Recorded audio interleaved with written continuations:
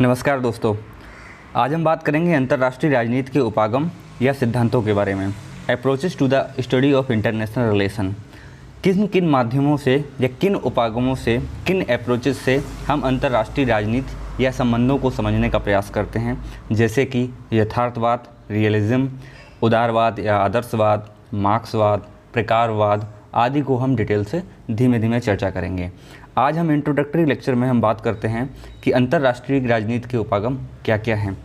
जैसा कि हम पहली लाइन में हमने लिखा हुआ है, अंतर्राष्ट्रीय राजनीति में भौतिकी या रसायन शास्त्र जैसे प्राकृतिक विज्ञानों की भांति किसी सामान्य सिद्धांत का निर्माण नहीं हो सका है, बल्कि इस विषय के अध्ययन के विभिन्न उपागमों एवं दृष्टिकोणों का विकास हुआ है।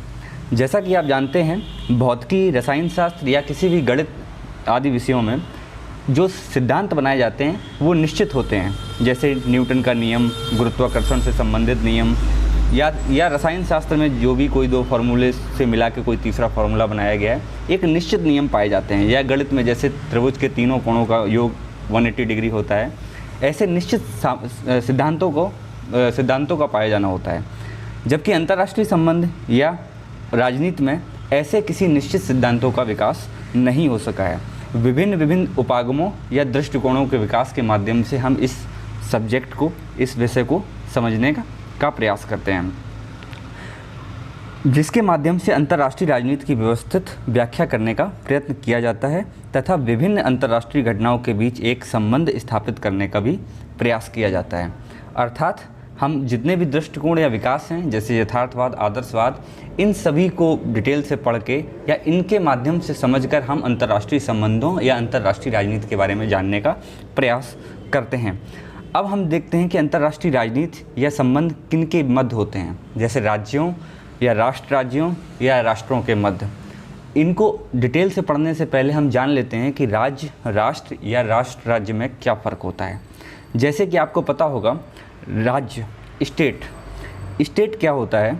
जैसा कि भारत एक राज्य के तौर पे है, यहाँ पर राज्य से आप कंफ्यूज मत होइएगा, उत्तर प्रदेश, मध्य प्रदेश से मत लीजिएगा। ये यहाँ हम अंतर्राष्ट्रीय राजनीति या संबंधों की बात कर रहे हैं। तो राज्य का मतलब एक स्टेट है, जैसे भारत, पाकिस्तान, यूनाइटेड स्टेट, रूस। तो राज्य किसे बोलते हैं? राज्य एक वैधानिक शब्द है, लीगल शब्द है। राज्य का अर्थ है जहाँ पर एक सरकार हो। अब वो सरकार कैसी भी हो सकती है, चुनी हुई हो सकती है, बिना चुनी हुई हो सकती है, तानाशाही भी हो सकती है। एक सरकार हो, एक वैधानिक तंत्र हो, जिसमें विधायिका, कार्यपालिका और न्यायपालिका शामिल होंगे। अर्थात ये एक वैधानिक प्रकार का टर्म है राज्य। राष्ट्र क्या होता है? राष्ट्र, जिसको अंग्रेजी में नेशन बोलते हैं, राष्ट्र का मतलब होता है धर्म, भूभाग, भाषा, प्रजाति, जन्मस्थान या किसी अन्य आदि के आधार पर कोई एकता की भावना हो या मनोवैज्ञानिक एकता हो किसी प्रकार से। जैसे किसी देश में कोई एक खास धर्म होता है, जैसे इजराइल में धर्म के आधार पर राष्ट्र का निर्माण हुआ है, तो वहाँ पर एक मनोवैज्ञानिक एकता है, इसलिए इजराइल एक राष्ट्र के तौर पर, ठीक है। जैसे किसी भी एक भूभाग, जैसे भारत में एक निश्चित भूभाग के तौर पर, तो जो मनोवैज्ञानिक भावना के अनुसार आपके अंदर जो एकता डेवलप होती है, उसको बोलते हैं राष्ट्र, ठीक है। भाषा, प्रजाति, जन्म स्थान किसी के आधार पर हो सकती है, ये भावना होती है। जब क्रिकेट मैच आप देखते हैं तो आपके अंदर जो भावना आती है, जो ज्वार आते हैं, वो एक राष्ट्र को प्रदर्शित करते हैं, क्योंकि ये मनोवैज्ञानिक एकता है। अब उत्तर प्रदेश में रहने वाला व्यक्ति और कर्नाटक में रहने वाले व्यक्ति दोनों ही कहते हैं मैं भारत का निवासी हूँ, तो वो क्या हमको बताता है? एक निश्चित भूभाग या जन्म स्थान, इनके आधार पे हमें लगता है कि भारत हमारा देश है। तो ये मनोवैज्ञानिक एकता को दर्शाता है।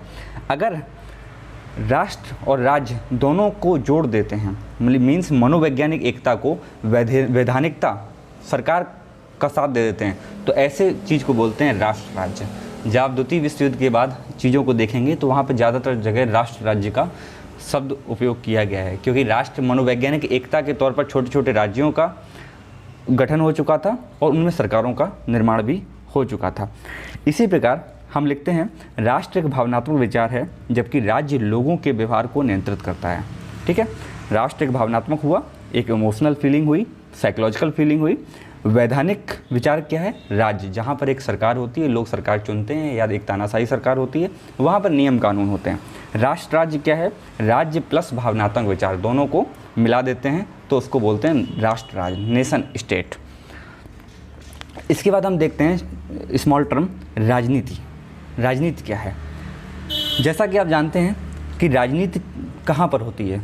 जहाँ पर दो समूह हों, दो व्यक्ति हों, इनके बीच में कॉन्फ्लिक्ट हों, तो संघर्षों में समाधान ही राजनीति है। जहाँ भी संघर्ष होंगे वहाँ पर राजनीति जरूर आएगी, क्योंकि वो समन्वय का कार्य करती है। संघर्षों में समाधान ही राजनीति है। किसी भी समाज में संसाधन सदैव सीमित रहे हैं, जिन्हें प्राप्त करने के लिए व्यक्ति एवं समूहों के बीच चलने वाली प्रतिस्पर्धा का समाधान ही राजनीति है।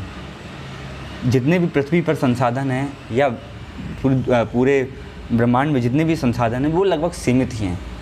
अब उन सीमित संसाधनों के बीच में प्रतिस्पर्धा होती है। कोई ज़्यादा लेना चाहता है, कोई कम लेना चाहता है। लेना तो सभी ज़्यादा चाहते हैं, लेकिन एक प्रतिस्पर्धा होती है, मजबूत आदमी ज़्यादा ले लेता है।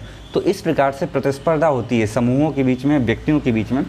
तो कैसे उनका शांतिपूर्वक समाधान निकाल लिया जाए, कैसे समन्वय बना के सबको चीज़ें दे दी जाएँ, तो इस प्रकार से जो समन्वय का काम करती है उसको हम राजनीति बोलते हैं। ठीक है, जो लगातार प्रतिस्पर्धा का समाधान जो है वही राजनीति है। संघर्ष जो है वो हिंसा से अलग है। संघर्ष शांतिपूर्ण भी हो सकता है और हिंसात्मक भी हो सकता है, इसलिए हिंसा अलग है, संघर्ष अलग है।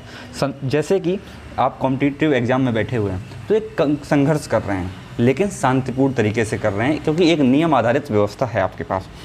संघर्ष हिंसा से अलग है। और अंतर्राष्ट्रीय राजनीति में प्रत्येक राज्य अपने हितों को पूर्ण करने के हेतु आपस में संघर्ष करते हैं।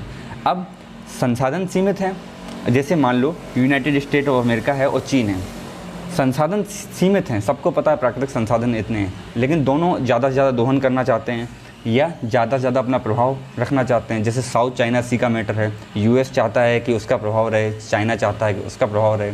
तो इस प्रकार से संघर्ष कंटिन्यूस जारी रहता है। और इनका समाधान कैसे होता है? कभी यूनाइटेड नेशन में जाते हैं, कभी इनकी द्विपक्षीय बातचीत होती है, बायलैटरल बातचीत होती है, तो वो एक राजनीति के तौर पर है। अब हम इसको देखेंगे किन किन दृष्टिकोणों से देखा जाता है। कभी कभी यथार्थवाद, रियलिस्टिक दृष्टिकोण रखते हैं, कभी कभी आदर्शवाद, आइडियलिस्टिक या लिबरल दृष्टिकोण रखते हैं। तो इनके बारे में हम एक एक करके डिटेल से चर्चा करेंगे।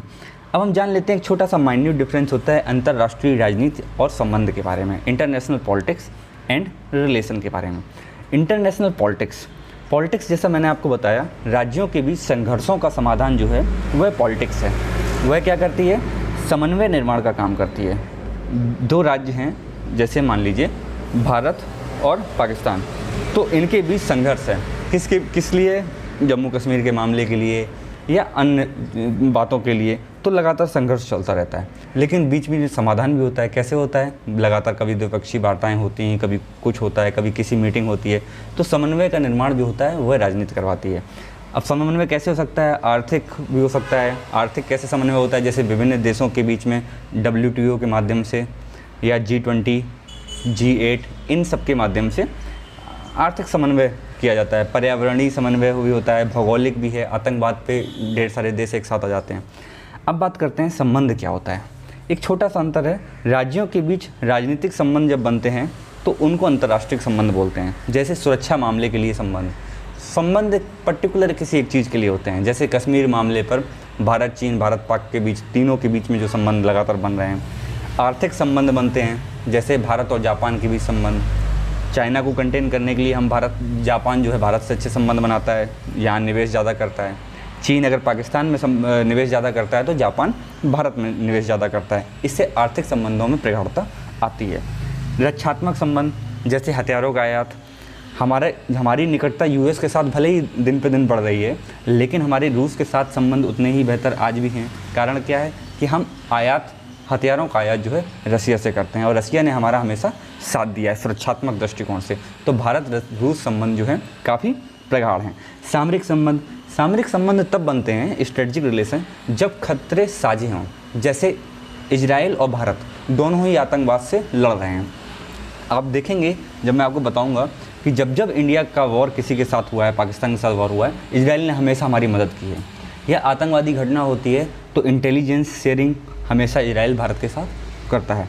तो जब खतरे साझे होते हैं तो आसूचना मीन्स इंटेलिजेंस, उच्च संवेदनशील जितनी भी सूचनाएं होती हैं, आतंकवाद, रक्षा, सैन्य आदि के बीच में संबंध बनते हैं। सांस्कृतिक संबंध, सांस्कृतिक संबंध क्या है? भाषाओं का अध्ययन, त्योहारों का सामूहिक रूप से मनाना। आप देखते होंगे रसिया में हिंदुज़म का या भारतीय कल्चर का काफ़ी ज़्यादा प्रभाव देखा जा सकता है। इसके अलावा जैसे हम देखते हैं इस्कॉन के माध्यम से हरे कृष्णा मूवमेंट है, उसमें लोग जुड़ते हैं। सिमिलरली वहाँ के जो ढेर सारे होते हैं, जैसे हम बर्थडे में केक काटते हैं, तो वहाँ के सांस्कृतिक जो भी प्रथाएं होती हैं वो भारत में आती हैं। तो ऐसे पीपल टू पीपल कनेक्ट बनता है, वही इंटरनेशनल रिलेशन में काम आता है। ये सॉफ्ट पावर के तौर पे काम भी होती है सांस्कृतिक संबंध। एक टर्म आता है वैश्विक राजनीति। वैश्विक राजनीति क्या है? अंतर्राष्ट्रीय राजनीति आपने समझ ली, वैश्विक राजनीति क्या है? मैंने अंतर्राष्ट्रीय राजनीति में आपको बताया है कि दो राज्यों के बीच में संबंध जो बनते हैं संघर्षों के समाधान हेतु। वैश्विक ग्लोबल पॉलिटिक्स का मतलब है कि राज्यों के साथ कुछ ऐसी संस्थाएं भी होती हैं जो प्रभाव करती हैं। द्वितीय विश्व युद्ध के पहले सिर्फ राज्य ही प्रभावी हुआ करते थे, तो राज्यों के बीच में संबंध बनते थे। लेकिन वर्तमान विश्व में 21वीं सदी में आप देख रहे हैं जिस प्रकार से NGO, बड़ी बड़ी MNC कंपनियां या फिर अंतर्राष्ट्रीय संस्थाएं जैसे यूनाइटेड नेशन, UNESCO, WHO, बड़े बड़े NGO या फिर आतंकवादी संगठन ISIS या ऐसे या मानवाधिकार संगठन, इन सभी का रोल है। ये सभी एक प्रभावकारी भूमिका निभाते हैं। इसलिए अब जितने संबंध हैं वो सिर्फ राज्यों के बीच मध्य नहीं रह गए हैं, उनके मध्य राजनीति नहीं है। ये जो इन्फ्लुएंसर या प्रभावशाली जो समूह हैं या व्यक्ति हैं, इनका भी योगदान है। तो इन सभी को एक साथ ले लिया जाए तो उस तरीके के जो संघर्षों का जो समन्वय बनाने का काम होता है उसको बोलते हैं वैश्विक राजनीति। इंट्रोडक्टरी लेक्चर मीन्स शुरुआत में आपको मैंने ये सब बता दिया कि क्या कैसे अप्रोचेस टूवर्ड्स इंटरनेशनल रिलेशन हम लोग देखते हैं। अब हम धीमे धीमे बात करेंगे यथार्थवाद, फिर आदर्शवाद, फिर प्रकारवाद, फिर मार्क्सवाद, इस तरीके से आगे बढ़ेंगे। होपफुली आपको लेक्चर पसंद आया होगा। कमेंट कीजिए, लाइक कीजिए, शेयर कीजिए। Thank you.